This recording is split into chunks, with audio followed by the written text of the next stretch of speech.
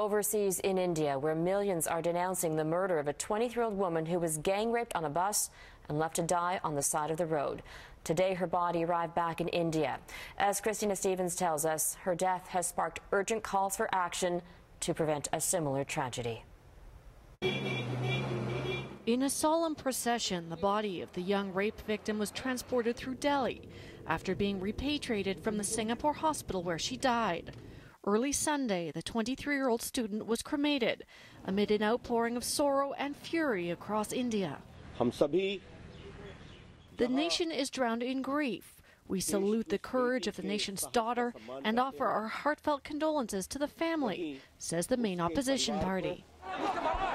Meanwhile, student protesters scuffled with hundreds of police officers after trying to march on the Parliament building. Police have been out in full force, and most of the protests and memorials which have taken place across the country have been peaceful. The woman was viciously attacked on a bus December 16th, suffering massive internal and brain injuries before being tossed from the vehicle along with her male friend. 6 men have been charged with her murder. Just hours after her death Saturday, another woman was molested in a moving bus. Witnesses rushed to her aid and she was taken to police.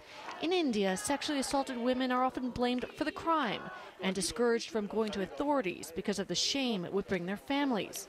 Indian authorities are being criticized for not doing enough to protect women, and there are calls for stiffer penalties, something the government says it's working on. Even as the protests were ongoing, officials were investigating another rape and murder in West Bengal state. The mindset of the people has to change, says this woman, and the government has to change the laws.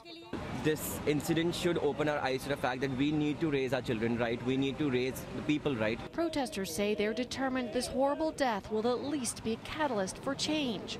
Some media have dubbed the young victim Amanat, an Urdu word meaning treasure.